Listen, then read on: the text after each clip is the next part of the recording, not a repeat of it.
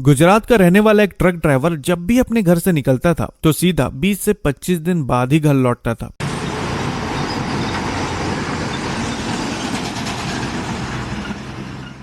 और देखा जाए तो हर ट्रक ड्राइवर की जिंदगी बिल्कुल ऐसी ही होती है। महीनों तक ये अपने घरों से दूर रहते हैं और सिर्फ मोबाइल पर ही अपनों से बात कर पाते हैं। बिल्कुल इसी तरह इस ट्रक ड्राइवर की जिंदगी भी ऐसी ही थी। अपने घर लौटने के बाद ये ज्यादा से ज्यादा 1 से 2 दिन तक अपने घर पर रहते थे और फिर काम पर निकल जाते थे। अब हुआ ये कि इसी तरह जब ये एक बार अपने घर लौटे तो इनके साथ कुछ ऐसा हुआ कि ये दोबारा काम पर लौट ही नहीं पाए। अचानक ट्रक ड्राइवर शांतिगिरी गोस्वामी का शव एक नहर में मिला और उस वक्त वहां की स्थानीय पुलिस ने इसे एक आकस्मिक मौत मानकर फाइल को बंद कर दिया। लेकिन फिर इसके कुछ महीनों बाद अचानक पुलिस को एक इनपुट मिलता है।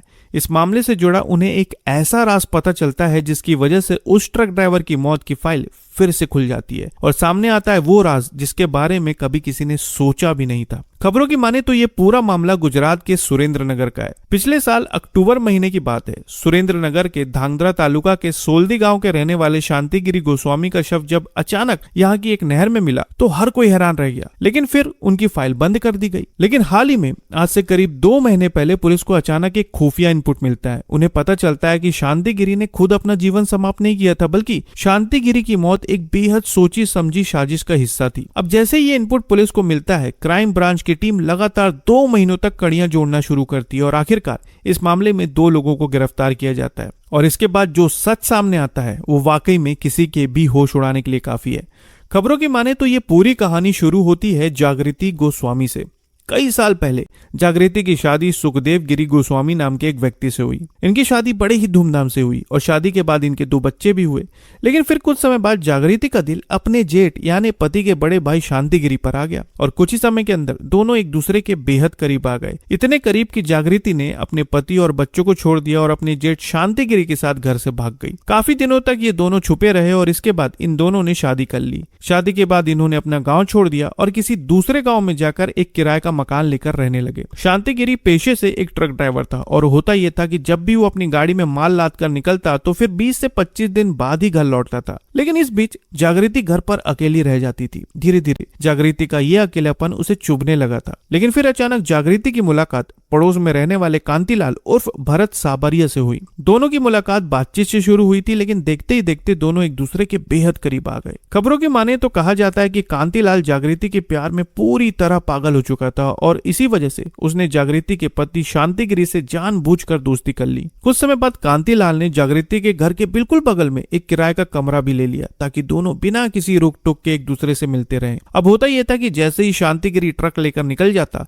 जागृति और कांतिलाल दोनों बड़े आराम से बिना किसी रोक टोक के एक दूसरे से मिलते रहते और ये सिलसिला काफी लंबे समय तक चलता रहा। लेकिन होता यह था कि जब भी शांतिगिरी घर लौट आता तब ये दोनों एक दूसरे से मिल नहीं पाते थे और समय के साथ ये बात इन्हें खटकने लगी। अब काफी समय तक ये दोनों एक दूसरे की जुदाई बर्दाश्त करते रहे, लेकिन जब बर्दाश्त की सीमा पार हो गई तब इन दोनों ने मिलकर शांतिगिरी को हमेशा के लिए रास्ते से हटाने का प्लान बनाया। प्लान के मुताबिक कांतिलाल और जागृति ने शांतिगिरी को मारने के लिए यूनिस नाम के एक शख्स को 25,000 रुपए की सुपारी दी। लेकिन यहाँ पर इनके साथ धोखा हो गया। असल में एक दिन यूनिस शांतिगिरी को मारने के लिए उसके घर में घुसा।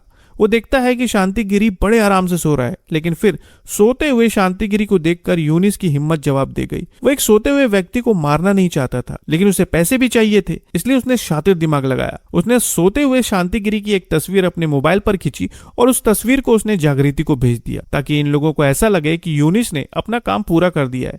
इसके बाद उसने जागृति से 25,000 रुपए वसूले और वहां से फरार हो गया। लेकिन फिर अगले दिन जब जागृति सोकर उठी तब अपने पति को बड़े आराम से चाय पीता हुआ कर उसकी हालत खराब हो गई और उसी वक्त उसने कांतिलाल को सारी बात बता दी कि हमारे साथ धोखा हुआ है। अब जब यूनिस की तरफ से इन्हें धोखा मिला तो जागृति और कांतिलाल ने खुद ही शांतिगिरी को रास्ते से हटाने का जिम्मा उठा लिया। मौका मिलते ही दोनों ने अचानक शांतिगिरी पर हमला कर दिया, जिसकी वजह से उसकी सांसें थम गई। घटना को अंजाम देने के बाद शांतिगिरी के शव को कुछ समय के लिए पलंग के नीचे छुपा दिया गया। लेकिन अब इनके लिए जो सबसे बड़ा चैलेंज था वो था शव को ठिकाने लगाना और इसी वजह से इन्होंने दीपक उर्फ मुन्ना नाम के व्यक्ति से संपर्क किया। खबरों में कहा जा रहा है कि दीपक एक ऐसा शख्स था जो जागृति के लिए कुछ भी करने को तैयार था। कहा जाए तो ये जागृति का चौथा आशिक था। अब जैसे ही दीपक को इस बारे में पता चला, वो अपने दोस्त की कार मांग कर ले आया और इसके बाद जागृति, कांतिलाल और दीपक ने मिलकर शांतिगिरी के शव को कार में रखा और फिर ये लोग धांधरा स्थित नहर में शव को फेंक कर वहां से फरार हो गए। अब काफी समय तक लोगों को कुछ भी पता नहीं चला,